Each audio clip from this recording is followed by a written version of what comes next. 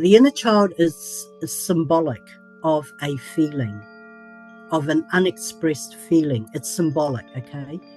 The story is our gravity, the gravity that's pushing the energy down, okay? So when you have a story, you're always sort of floating around the top of it. You've made all your reasons why, you've got all your defenses happening, but it's not allowing that energy to be free. When they're in a challenge or confronting space, instead of getting to the place where you're starting to throw it at each other, that's called projection, is just simply saying, I feel really angry right now. And as soon as you own that energy, it comes back and it fortifies your being. And then that person sitting or standing across from you is not feeling the effects of your anger coming at them. It's not meant to be relived. What you're doing is expanding consciousness. You're giving a different perspective to what this feeling actually means. Welcome to the Light Dump, Alyse Young, energy intuitive, shaman, and author who works with the higher self to facilitate energy and inner child healing. Alyse, tell us what your soul's purpose and mission on earth is. Well, it took me a little while to figure that out, but I feel that my true soul purpose here on earth is to really help to support people back to their true energy, to their soul, to their multidimensional body, through the inner child, understanding what their energy is and how it works. So quite simply, I'm here to support anyone who actually wants to grow and come into their expansion of what their true purpose is here on earth, which is quite different to what we're taught when we're children. Quite different. Yeah, and it's sort of wonderful that you know what your true purpose is, because I know many don't, and that's a big question in people's minds out there to come to that, to understand that and feel like, now I know what I'm here for. Unfortunately, we're from the time that we're born, we're actually conditioned into believing that we've got to have this life that serves a certain system. And so that's been our conditioning all our life. And so that to me is supporting the greed consciousness, the slave consciousness, all those sort of conditions that people are tied into and feel tied into for their life, their careers, you know.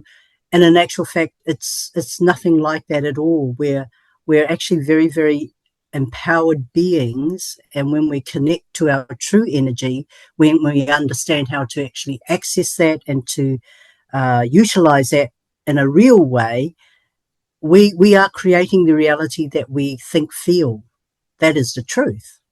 And it's been an amazing and an enlightening journey for myself. I started this over 35 years ago, and I live off the seat of my pants. I create every moment for my enlightenment, my expansion, my growth, and it's been really, really magical. That's why I want to share what I know, and part of what I learned was interpreting energy back to feelings for people, and that was through the inner child work. And then through that, my inner shaman came through quite naturally. So there were a lot of things that I just remembered how to do because I could understand the language of energy. And, it's not nearly as complicated as how we perceive it at this moment in time. Mm-hmm. And so what I'm really doing is supporting people with simplicity, with the experience of this is what it feels like for you, and this is your point of perspective of what you're actually reaching for. Because I'm aware a lot of people already are having what I call multidimensional experiences, because we are multidimensional beings. And now that we're stepped into this crystalline energy, which is coming to the earth plane on a daily basis, affecting the way that we think, feel, especially on the emotional body, but also helping to raise the consciousness, which is an inner standing. So it's how you feel about yourself in relation to the world and making that alignment so that you're in harmony with it. It's a very, very magical journey. That's been my experience anyway. And I'm just seeing more and more people coming into that really quickly now. For example, just last week, I had a new client, and just through grounding her energy back to her own body, the next day she wrote me this most amazing voicemail, and she expressed the expansion she felt. She had said she never felt so grounded in her body to the earth, and yet completely grounded into the universe. And she was having these amazing experiences, or more feelings, actually, that, you know, this feeling of expansion that she's felt before, but never so loudly in her own body. And with that, she felt completely safe. And so this is really the message that I'm supporting people with, is understanding grounding is number one, to embody your own personal energy so that you can actually come from that place of creator. And let's start there, shall we? Because there's so many themes and subjects I want to delve into there. But It's huge. Yeah. it's massive. It's massive, and Yeah. it's exciting, and grounding. I understand that some people will go, oh, well, I live on the 24th floor of, of an apartment block. How do I ground? Or actually only have this sort of idea that you have to go out and put your feet on the earth to do that. Is that the case, Alyse, or can it be a lot different to that? Tell us how you ground people, help people to ground themselves. Okay, so grounding actually means that what you've spoken about, but more importantly, so for people, grounding is a concept. It's a concept, and we are trained to come from the mind. But what I do is I not only bring your mind into it, but I bring your whole body into it, because grounding is a body experience. Everything, the DNA within our body becomes unlocked, activated, when our energy is actually engaging within the body with the energy, the source. Okay. And so, for example, you know, it is breath, but it's more than that. It's also acknowledging your energy. And energy is always translated back to feelings. So we're spirit foremost. We have a soul which has an agenda for what it wants to experience here in the earth plane. And so the source, our spirit, is always feeding the soul. However, through conditioning and beliefs, that becomes convoluted in many ways, okay? And so when we bring our personal energy back into the body, the source is streaming through us like this, okay? But when we're going into thinking, it goes like that. So now we're only getting part of the information, and the rest of it is being made up, okay? And so when you're truly grounding, which is embodying your energy, and so why is it so difficult for people to embody their energy? Simply because they're experiencing a feeling and they don't know how to respond to it. So they're actually suppressing their feeling, which pushes their energy out. Now the energy is engaging with the collective. And so when you become an empty vehicle, when you're not home taking care of your energy, everything can come through you, and it comes through very loud. And this is why people are constantly disconnecting from themselves, because they don't know how to respond to the energy in a timely way. And so that is the point of separation there. Right. So grounding is really learning how to bring, how to stay connected through the breath, but also through starting to understand and to acknowledge your feelings that are part of the communication. So feelings is a communication from our spirit to this being here on earth. And so when you learn to engage with it in a more timely and appropriate way, your energy is now coming into what we call the continuum. So you're constantly growing and expanding, growing and expanding. Whereas when you disengage from the energy because you don't know how to respond to the feeling, you're pushing it out here. And so that is the stuck consciousness. So what I'm really realizing right now is that we've made a big shift in the last probably 15 years where we're actually evolving our consciousness. And that is the healing. This is the healing that people are really talking about. It's the up-leveling of what you understand through your body, not through the mind. And so in this time, this is the multidimensional part, is that we're activating the pineal gland, the thymus gland, and the solar plexus. And this works in unison. This is how it works. And so when these three are activated, it's called the rainbow bridge. And so they're working in harmony. So how you feel and how you think can now work in harmony. Whereas before, how you feel, how you think, there's not enough energy to actually create. You're constantly manifesting, but you're manifesting chaos and drama. Whereas like if you bring it down into these centers, and then all of that is actually coming out in harmony. So that beautiful cohesion, if you like, of thought and feeling brings us into alignment, which is the term grounding in a way. It's grounding us Yes. in our truth, ourselves, our authenticity, if you like. That's right. Yes. That's exactly what it is, because we're not meant to be the same. We came here to be expressions of what I call sparks of God, or the universe, or the cosmos, however you want to term it. Okay. We're a living spirit. We're eternal. And we come into this physical body for the experience and the remembrance of the eternal.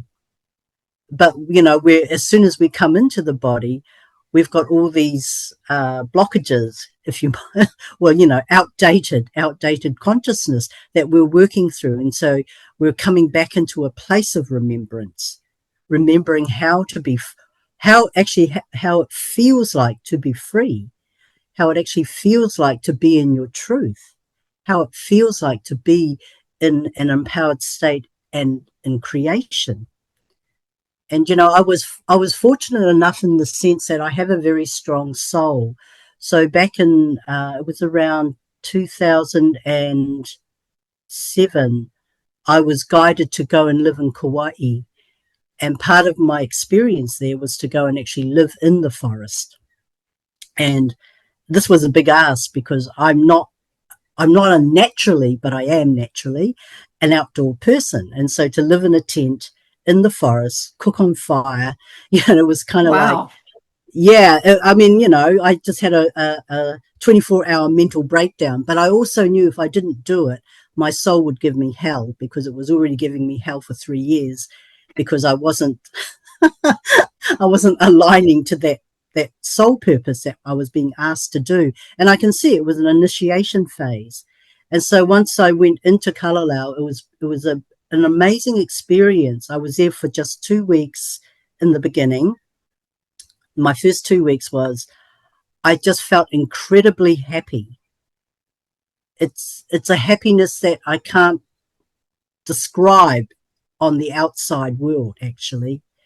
But just being there, living simply in a tent, a plastic spoon and fork, a little pot, whatever food I could have carried in, I was sitting by the river, and I was just overcome with this immense happiness. And it had been 2 weeks. And I thought to myself, wow, this cannot be wrong if I feel this happy. Mm-hmm. And I ended up living there for 3 years. And in those 3 years, I got to experience a lot of multidimensional experiences, simply because I was unencumbered. It's a very pure space. And so when you think, feel, you're actually in creation. And that's what I would do. I would start creating things just by thought.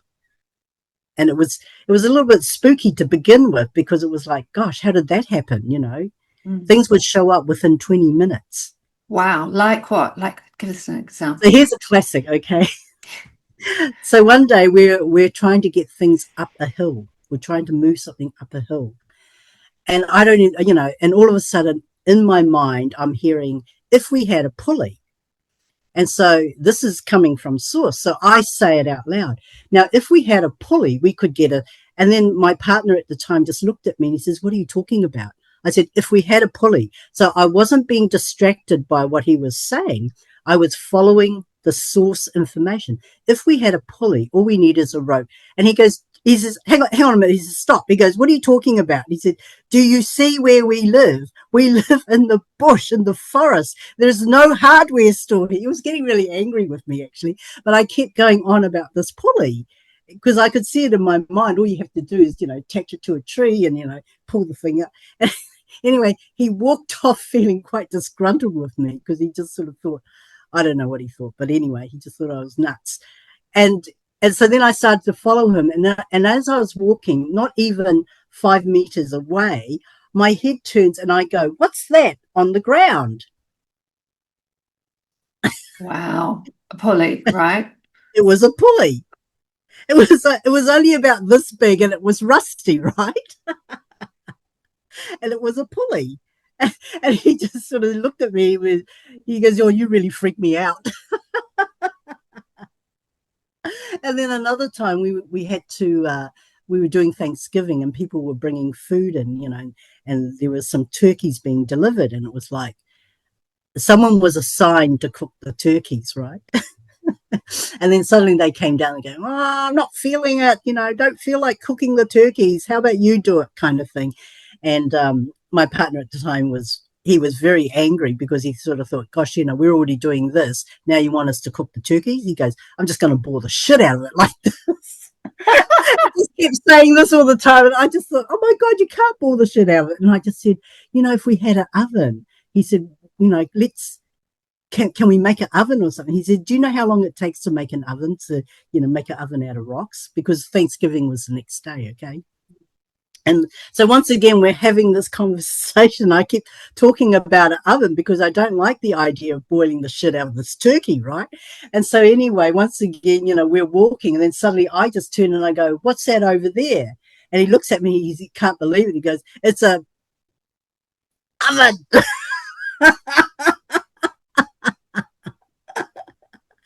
And so little things like that, that's what I was starting to realize, was that we're constantly being fed information, knowledge that is helpful to us, because my intention was, can we make an oven, or is there an oven? That was my intention.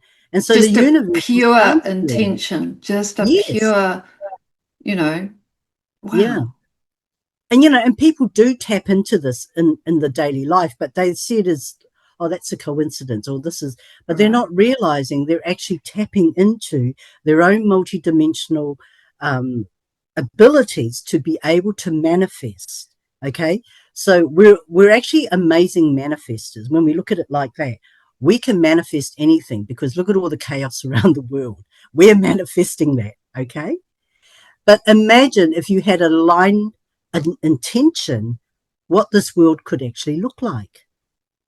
Wow. Mm.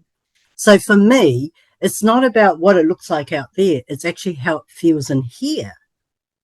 Because if you don't know what it feels like, then you actually don't know what you're creating.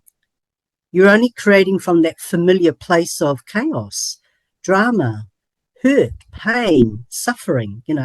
These are all learned behaviors. And so once we change the perspective, your inner world changes to match the outer world, because what you will start to experience is the peace, is the freedom, is the joy, is the love, is the abundance, but it won't look like what you've been told. Mm-hmm. And so this is what I mean. I live off the seat of my pants. I really do. And I'm constantly having to create my reality. And it's not hard. It's not hard, but it's different. The different Sure. part is doing the alignment. Whereas a lot of people are going, but I've got this going on, I've got that going on. And they're not realizing they're just feeding. They're just feeding that that entrapment. Are you at that stage where you're really comfortable in uh, that way of living? Seat of your pants. Well, I've been living like that for the last, probably the last,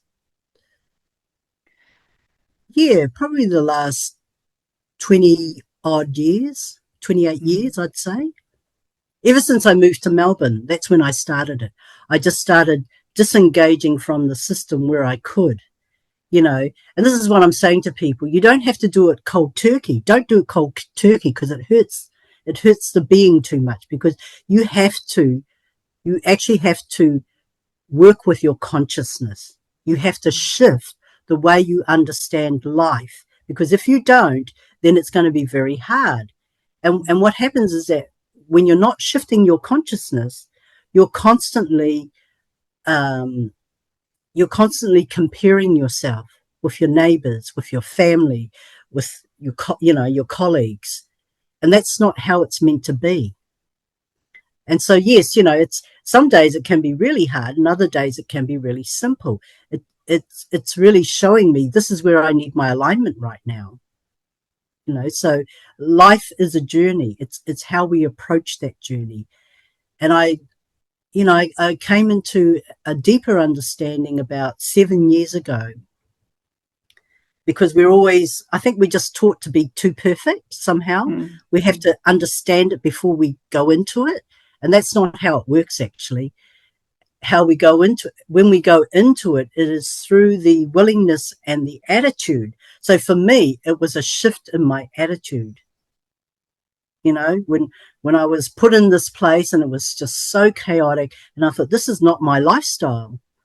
I'm more about flow and peace and harmony, but this place is just chaotic, Mm. and I thought and I said to myself, this is probably not my space. I need to move on from here. But before I did that, I was aware enough to check in with my soul, and I said to my soul, this is way too hard. I mean, I don't feel that this is where I'm meant to be. And then my soul just said, get on with it. And in that simple phrase, get on with it, was like, shift the way you're looking at it. Oh. And from that point on, I understood why I was put there.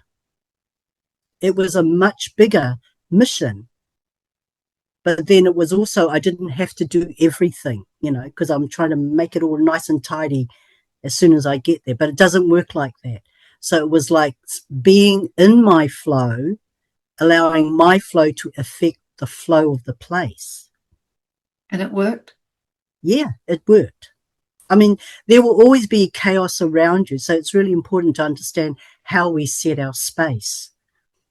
And so that was a really big one for me, was understanding I need to set my space because it's not just me and another, it's me and like 200 other people around me. Sure. Sure. And so when you understand, I'm walking around in my frequencies, in my space, I'm helping to elevate. But what was happening was that I was trying to bring my frequencies down into that space and to work within that. And that was very jarring to my being. Mm. And I think this is the misunderstanding where people feel like they have to come down in frequency to match with the people they're with. Right. Yeah. Yeah. And what I'm getting consistently here, Alyse, is the word feeling. Yeah. It's an interesting one because I think Yes. we analyze, we use our minds to feel your way through something, feel it, Mm, is a really potentially quite unfamiliar thing for people to do. Um, Innately, not so, but what, as you say, they've been conditioned to not feel, to think their way through. So exactly. how do you help them to become more in tune with their feelings? So this is the powerful work of the inner child, because the inner child is symbolic of a feeling, of an unexpressed feeling. It's symbolic, okay? And it is at a time when you experienced, whether in this lifetime or another lifetime, so we can also look at the karmic child, where they're carrying a feeling that is matching a belief that does not align to their soul spirit. So by connecting to the feeling and being able to talk to the child within, you're able to bring that energy, that feeling into the continuum. And so by speaking to the inner child, because the truth is every trauma, hurt that you've experienced in this life or other lives starts in childhood, because you've got to start somewhere, okay? So the soul comes in with this an agenda. And so you have to have an environment and these experiences in order to actually grow your consciousness. So what's happening is that everyone is, when they're in a challenge or confronting space, what's happening is they're reverting to being that child in that time. And logically,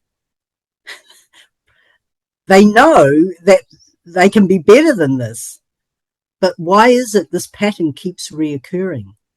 Because they're in their mind, they're not connected to the energy. Energy is everything. Energy is what brings you into what we call the empowered state. So in your mind, you can be forcefully trying to project this idea to someone, but it's empty. It's like an empty, like when you're speaking truth, but you're not, it's empty words because they can't feel you. But when you come from the place of your feelings, then they can feel you. There's no drama. You know, like the most appropriate way to express your anger when you're feeling angry, instead of getting to the place where you're starting to throw it at each other, that's called projection, is just simply saying, I feel really angry right now. And as soon as you own that energy, it comes back and it fortifies your being. And then that person sitting or standing across from you is not feeling the effects of your anger coming at them. Which they You're able to react go, to. Yeah. yes, yeah, because it's a reaction. It's reenacting. You're reenacting a situation where you have to throw your anger out. But if you own it and just say, you know, right now I'm feeling really angry, and this is just how I feel, and then you're able to actually explain it in a proper way without, yeah.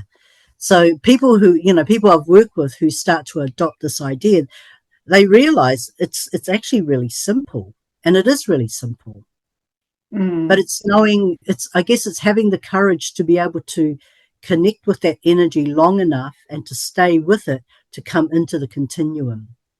So in my workshops, when I'm working with people, I can sense the moment they're going into fear, the moment that they want to jump out of their bodies, because they can feel this energy arising now. And I'm just going, it's okay. Just acknowledge it and say it's okay. This is from a long time ago. And as they're doing this, the energy is getting softer and softer and softer. But if you do it the other way, it gets louder and louder and louder. Isn't that interesting? I know. Yeah, until It it gets doesn't compute with empty. the mind, okay? But it's not a mind thing. It's a all body sensory thing. And so now what you're doing is you're actually embracing the energy, bringing it back to you. Not only are you just bringing it to you, you're now actually bringing different values to it. So, for example, there is love and there is compassion. So you're adding, it's like making a cake, you're adding a new ingredient to make it into something else. And then you're giving it a new perspective. It might have, I remember what that felt like, but it's different now. I'm in charge and I'm an adult now. And the moment you do that, that inner child just becomes free. Your energy becomes expanded. You can feel it in the body. And I know it. When I'm working with people, I can sense the moment they're going out of their body, and I'll just say, okay, what was happening for you just then? Oh, I was thinking about this. Okay, Mm-hmm. well, let's Mm-hmm. bring that into the space and acknowledge it. And the minute they do, everything returns. Everything returns. Ah. And I guess this is where people get fear around, particularly traumatized, someone who's lived a traumatized childhood, perhaps. Yes. That too, I think there is a perception out there to work on one's inner child is to have to dive back into the trauma and relive it. And it's not quite the case, really, is No, it? not at all. No, No. no. So, I got a lot of clarity around this too. The story is our gravity, the gravity that's pushing the energy down, okay? Mm, So when you have a story, you're always sort of floating around the top of it. You've made all your reasons why, you've got all your defenses happening, but it's not allowing that energy to be free.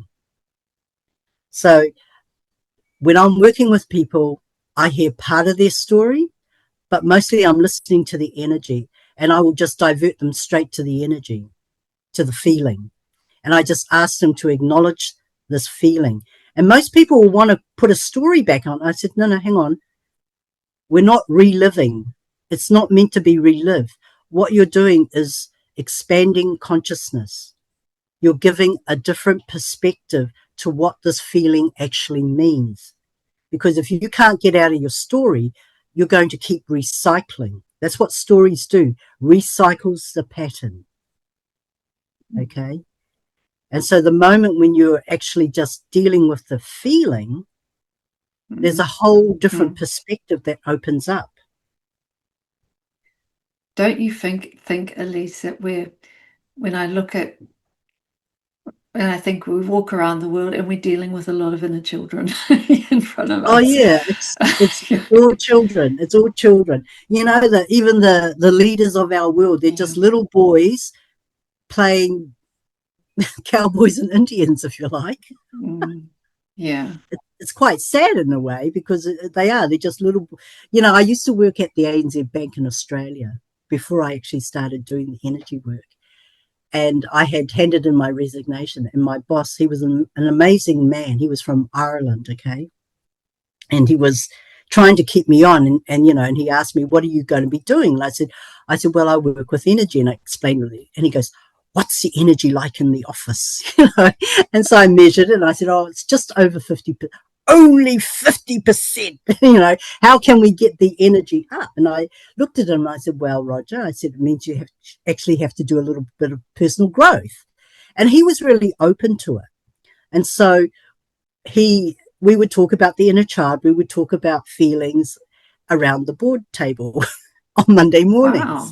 Wow. Yeah, he was really open to it, right? And before he'd go to the board meeting, he would say to me, so Alyse, any advice for me before I, go into this meeting? And I said, when you're in the lift, just say to your inner child, and when you're in the meeting, just say, I honor you all as my equal. I'm here to share information and let's collaborate. And he kind of looked at me sideways and said, hmm. So he walked off, and then he came back 40 minutes later. These board meetings would take about 3 or 4 hours. They would be sitting up there around that table, all the board of directors and what have you. And he came back and we were all like surprised. And then he says, Alyse, in my office. And so I had to go into the office and he's leaning back on the chair and he's going, wow. He said, I'm not sure if it was my amazing presentation this month or what you told me to say. He said, Mm. but, he said, David ticked off all the boxes and said, I'll see you next month. Wow. That's efficient. Okay. And this is what he would do. He would ask me, what's going on in the office, Alyse, and I'd go, what's going on at home, Roger? Because he's the leader. So his energy will have an impact on the people in the space. And so he would go out for a walk for 10 minutes after hearing what I had to say. And you could feel the whole office shifting. Wow. Yeah. So, So we, for so if we're being confronted, if you like, it's an interesting, we can work on ourselves, of course, and be in the lift and having that conversation with our inner child and do that. If we're being confronted by a a child, if you like, I'm Mm, talking about an adult who's playing out their wounded inner child. yes. How can we uh, be, once you're aware of that, help them in a way without, you know, interfering? But how can you shift, be part of that conversation and shift that? Just by acknowledging what you sense is going on for them. For example, if someone's acting out Mm, in a really bad way, you could just acknowledge to their energy. So you don't say it out loud. I can see that you're suffering right now and it's okay. There is love and there is compassion. And you'd be surprised how they quietly go about their day because it's all about feeling received. So we live in a world where everyone's actually got their backs to each other rather than facing each other. mm, Because, you know, the term, the world is our mirror. So what it is that we walk out into the world and we're constantly projecting our own um, misgivings or shortcomings. Okay, so we're constantly so it's kind of like the inner child is walking out in the world, looking at the world for its mummy and daddy, for approval, for love, for comfort, whatever. So you're always looking outside of yourself. And so in the inner child work and with the understanding how the energy is, we're pointing the energy back to us and going, first of all, we acknowledge us. So for example, maybe I'm suffering inside. Maybe I'm not listening to my true feelings right now. And so in that moment, you need to take care of your energy first. And you'd say, okay, it's all right, little Alyse, I'm here. I got you. And as soon as you say that, you feel your energy coming together. Then you're able to speak to the other person's spirit. Because if you try and engage it on a conversation, it's ego to ego, mm. defensiveness to defensiveness. Yeah. Never works. It's staying in the mind, isn't it? Yeah. Really? Yeah. So here's another example when I was working at the bank, and I won't disclose the companies, but Mm, I was working for the ventures department. So, and there was a company that had come to Australia, and they were very good in their own country. And so the bank was, you know, happy to do this deal with them, but they weren't living up to the financial projections, so to speak. Okay. And, and it came to a point where the bank was at the verge of saying, we need to pull the plug on this company, but we know they're a really good company. They're just not listening to us. So, you know, it's looking at two different markets. mm, And, and so Roger asked me, he said, you know, I don't know what to do with these dickheads. He kept calling them dickheads. And I said, well, for example, I said, that's the first thing you shouldn't do because you're calling them dick. He said, well, they are. They're just acting like dickheads and they're not, you know, they're not following our guidance, da, da, da, da, da. And I'm going, well, first of all, I said, I think, you know, when you come in, because they were having the last minute meeting now, mm, and these meetings would go on for hours. And so I said, well, I said, when you go into that meeting, honor them as your equal and say something like, I know you're really good at what you do, and we're really good at what we do. Let's cooperate. That's what I asked them to put into that space. That meeting concluded in 2.5 hours, and they had a whole new contract. Because that's what it is. Businessmen are ego to ego. mm, mm. What on earth is he doing without you now, Alyse? I'm surprised he's not calling you every week. That was many years ago. Yeah, yeah. I hope it's That was, gone that was a well. very that was actually really that was a really beautiful experience to see how energy works in an office space. Yeah. And you know what was quite interesting was that his CEO, his secretary, contacted me one day and wanted me to go to lunch with her. And I had very little to do with her except for just fitting in appointments. So I didn't know her at all. very well at all. So I was quite surprised. We went and had lunch, and then she was telling me about the difficulty she was having with her boss. And, she found him very cold and impersonable and all these sorts of things. And I, and she was already in her 60s, and she was one of these people who apprentice. So she started with the ANZ at 15 and worked her way up, and now she was the top dog secretary. That's as far as she could go. And she was very good at what she did. And but she was sort of dismayed that she couldn't have this working relationship with her boss, who was about 25 years younger than her. Okay. Mm-hmm. And he was a CEO, quite arrogant, quite sort of that type of mold. Okay. And so we had this discussion, and instead of looking at him, I looked at her family background, and I just asked her to see any similar patterns. Did she notice any similar patterns with her boss to her parents and the way they interacted and all of this? It was a bit of it was a bit of a risk to put that with her, okay, in that way, because she was not into energy, spirituality, anything like that. But hats off to her. She actually listened. And then a month later, she had lunch with me again.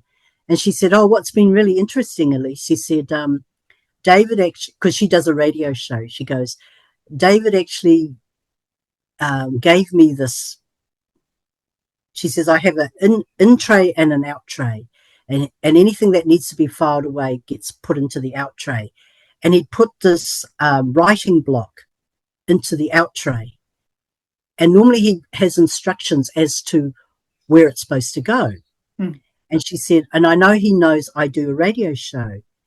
And because there was no instructions, I realized it was his way of actually acknowledging. And that actually was for me." And so already she was starting to see these little shifts. But, it's not her, it was him. He doesn't know how to express himself. But through her acknowledging her own patterns, it gave space where he was starting to open up in different ways. Wow. Yeah. Yeah. Yeah. And that is really the work I do, is understanding the dynamics of energy, what your projections are doing or not doing, to be able to bring yourself into an alignment so that you can work in harmony with the energy around you. And it comes back to the with the energy. Get on Yes. with it. And so, I've always shared how energy works with everyone. And I remember in the early days when I had a few spiritual friends in Melbourne in those early days, and we went out one day to a cafe, and my neighbour, who I didn't know very well as well, just, they just hello kind of thing. Anyway, he just happened to be sitting at the next table, and he kind of leaned across and said, "Oh, what are you guys talking about?" So I started to explain to him, and he goes, "Oh, that's really interesting. I'd never thought of it that way," and then he carried on with what he was doing and left. Afterwards, my four friends went, "Oh, we don't talk about that." And I go, "Why not?" And they go, "Because they won't understand." And I said, "Well, that's exactly why I do talk about it." I said, "It's better for them to be informed rather than to walk away and make up stories in their mind about what that meant." Spiritual elitism. Well, yes, that's Yeah. exactly what it is. Oh, they won't understand. And, if they don't understand, then I'm gonna make a way for them to understand it. And they may not understand it in that moment. And I have so many people coming back to me over the years. I've always remembered what you said. And I always sort of think, "Oh, what did I say then?" I didn't understand it at the time, but I've always remembered what you said. And that's what I mean. When you speak from a place of truth, it's a resonance. So it's touching you on a really deep level. And when you're ready, when your consciousness is aligning to it, it will go, "Wow, I remember what that means now. I remember what, she said." On a practical level, then, my sense is that doing the inner child work is a key to it It's all. paramount. Yeah, it's key. Yeah. It's foundation. It's foundation, because all you're doing, like I said, inner child work is symbolic. And the reason why I love it is because if you see a small child in trouble, what's your first instinct? Go and help them.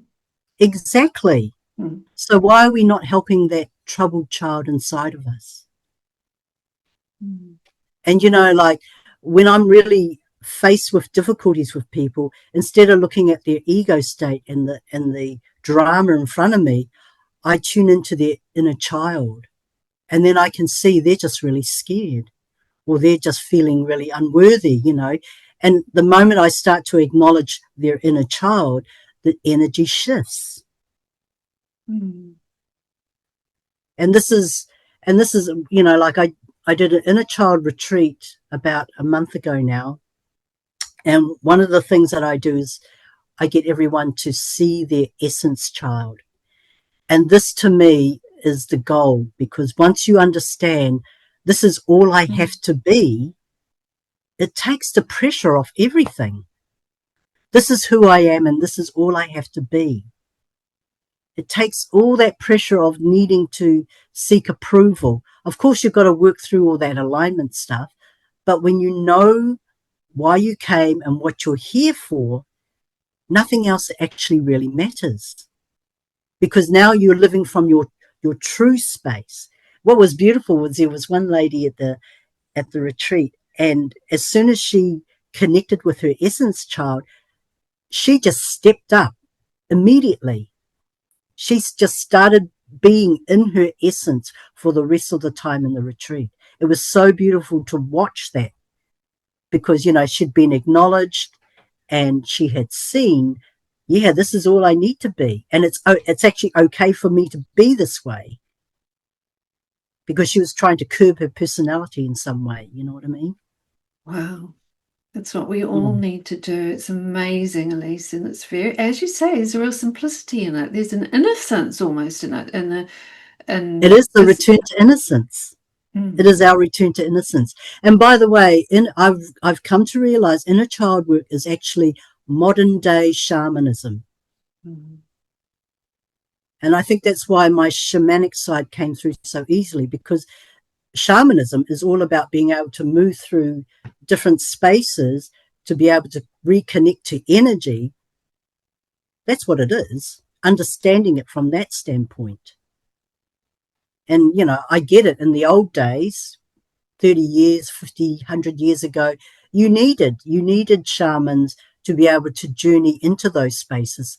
But we're in quite a different energy. The crystalline energy is so fast.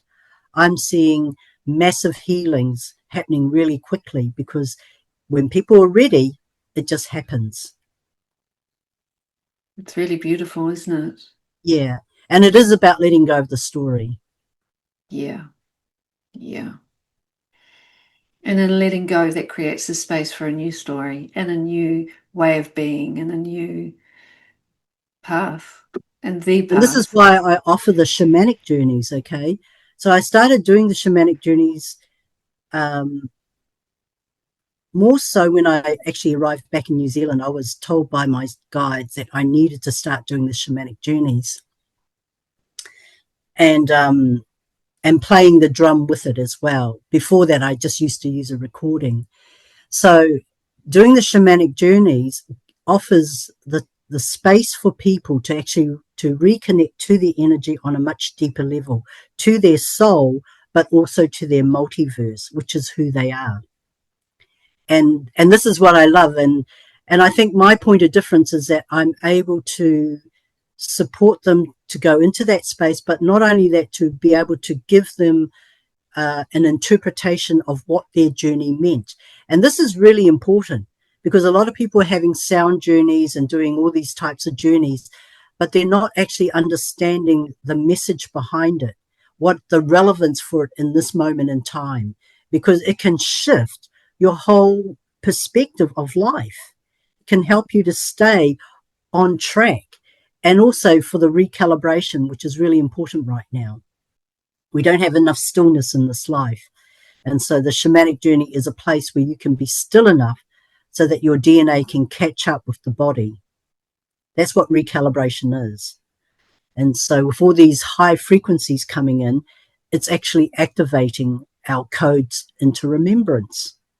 Is there anything your guides would like to give as a parting message for us here?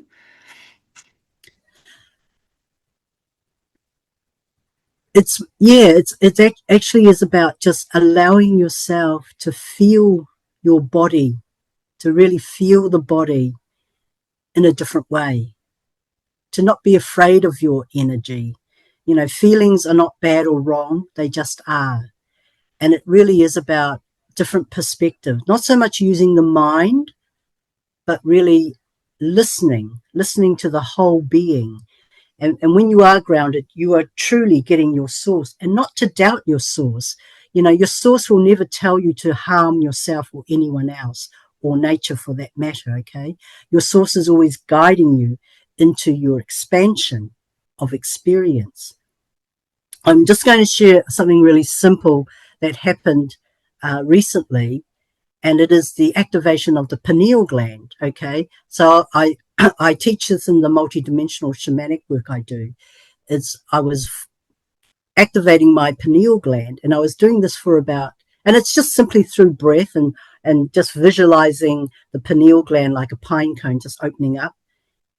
But of course you've got a sense when it's open. And so I was doing this one night, and it was early in the morning. And so after about 10 minutes or so, I just heard this voice say, "Open your eyes." So I opened my eyes, and right in front of me where I sleep, I've got no curtains. I was looking out into the sky. There was this really, really, really bright, bright, bright light. And I was like, wow, that's super bright. And at the same time, I looked at my phone because it was 2:30. And so anyway, and I was thinking, is that a star or is it a UFO? Yeah. Because what it was doing was sort of zigzagging in the same place, but it was so bright. And I thought, wow, that's really bright. So I got out of bed and I walked to the window and I looked at it, and it was just getting brighter and brighter. And I thought, this is weird. What is that? And I was thinking, is there a house with a light, in the distance? But I know there is no house with a light in the distance. So I'm just watching it. And then I thought, oh, I'm going to take a photograph of this. So I took a photograph of it. Okay. And it's so bright. And then I thought, what is that?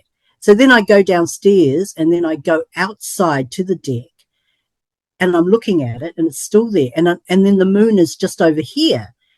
It was 2 times brighter than the moon. Wow. And I'm going, oh my God, what are you? So then I start talking to it. And that's what I do. Okay. I go, hello, welcome to Earth. Oh. Do you have a message to share? And so then I get back into bed and I'm just aware that if I have fear, I need to deal with that first, because when you're working with energy, if you have fear, that energy will be trapped in your being. So I checked and I thought, no, I'm not fearful. Great. So I'm continuing this conversation with this light over here. And then it starts moving towards me, actually, like it's like moving closer to the window, even though it's far away, but I could see it sort of zigzagging its way. And then eventually it went into the tree line, so I couldn't see it anymore. And then I thought to myself, what was that? Was that a UFO? I don't know. And then I thought, oh, maybe it's going down the road and going to come up the driveway and knock on my door. These are the thoughts that you have, right? Yeah. So anyway, so once it disappeared, I thought, oh, okay, well, that's it. And then I thought, oh, I'm going to try it again. I'm just going to try it again. And I did, and it took about 20 minutes maybe. And then it was there again, but it was far further away. And since then, I haven't seen it. So, Wow. but the photo, that I took of it, when I showed it to a couple of friends, they go, oh my God, that looks like a portal. Mm. And when I think about it now, yes, it could have been a portal. And it was through talking to another colleague of mine, we were talking about it, and I said, because she was saying, well, what were you doing? And I said, well, I was activating the pineal gland. I just wanted to activate my pineal gland, and then I was going to come down to the other 2 centers, but I was sort of stuck there, And then I realized, oh, you know what? The reason why other people probably couldn't see it or can't see it is because I had elevated my frequencies to where it is. That's why I could see it. And then afterwards, because I'm in my thinking mind, my frequencies have dropped down again. So it's potentially even still there, even after yeah. Yeah. So, it is all about being able to elevate your frequencies so that you can come. And that is what ascension is all about, coming into higher frequencies so that you can actually move into these different dimensions. Well, I highly recommend that people get in touch with you, Alyse, and do some work with you, because it's a real service that you're doing there to humanity. And where can they find you? I have a website, www.youngalyse, that's YOUNGALYSE.com. So they can contact me there. I have a Facebook page as well. I am doing another 3-day inner child retreat in Kirikiri, and that's from the 5th to the 7th of September. And it's a really, to me, that is like the foundations to understanding energy, understanding how to really work with your energy in a very positive, uplifting way. It's not hard, it's just different. Yeah. Otherwise, people can find you online and do the work with you there. Yes, yeah, I And do online sessions. I will also be doing a shamanic multidimensional retreat in Kirikiri from the 15th to the 17th of October. So that I'll have more information coming out on that soon. awesome. Yes. Thank you. And I'll put the information into the story notes as well, so people can go there and click on those links as well. Thank you so Thank much you. today. It's been really positive and thought provoking, and I think we need to all get into our feelings a hell of a lot more, don't you? Yes, totally. Well, when we understand feelings is just energy, how are we going to Mm, use that energy in the most uplifting way? yeah, And yeah. I thank you for the opportunity to be able to share this information, and hope, growth and expansion isn't hard. It's just a different way. And it's a lot more simpler than people want to believe. And this is one of the comments that came out of the retreat, was that, oh my gosh, it's so simple. It's so simple and so powerful. And I said, I know, and people will want to complicate it. So please don't overthink things. Please don't overcomplicate these simple techniques. You've felt Beautiful, the connection. Just go with that. Build from that. beautiful. Thank you, Yeah. Alyse. Thank Totally you. appreciate you being here. Thank you. And I appreciate the work that you're doing too, helping keeping people informed and aligned. Beautiful. It's Thank you.